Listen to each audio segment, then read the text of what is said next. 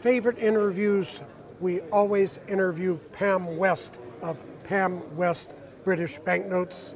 She's involved with the IBNS and is truly a spokesperson for the banknote hobby. We like to bring nice quality notes, and if you don't have quality notes, then you might have older notes.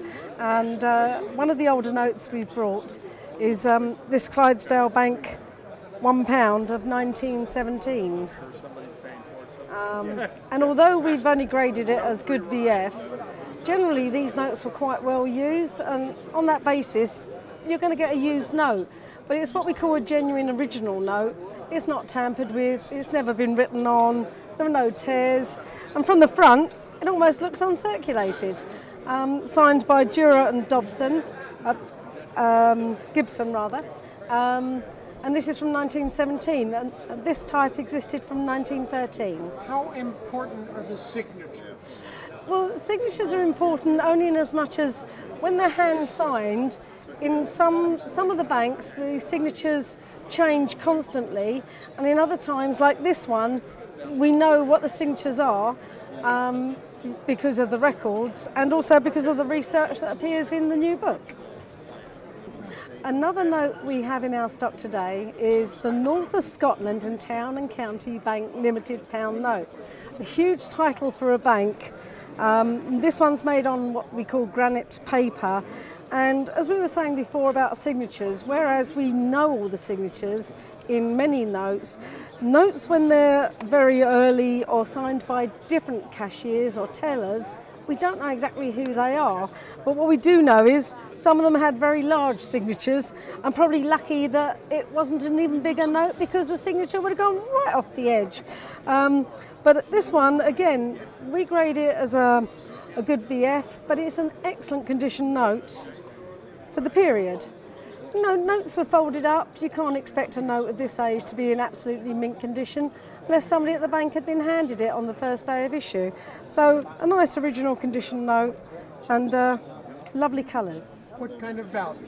This one would be about £1,100 sterling. So big money, but it's actually a pretty big note. Another note we have with us today is the Union Bank of Scotland, who managed to produce some fabulous coloured banknotes. Beautiful designs, beautiful colours, lovely reverse on the back, whereas Royal Bank of Scotland were often uniface. Nice to get more for your bucks, as it were. This one, although it looks absolutely mint condition, does in fact have two light folds in it.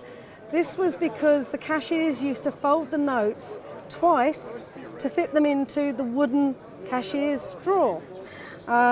This particular one came with a group where somebody had got these out, obviously on the first day of issue, more or less in 1947, but when they changed the design in 1950, they took them to the bank and changed them for the new design of the Union Bank, and thus we ended up with some notes that have actually been kept since 1947 by the cashier at the time, who passed them on to her daughter.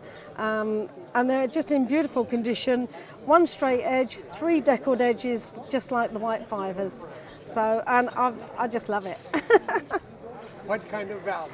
This one, again, we're talking about £1,200. Again, it seems a lot of money, but you know, I know a lot of people get notes slabbed. I think it's a shame to slab something that feels so beautiful. But the grading would certainly be very high on the scale, and I think people then certainly not want to handle it.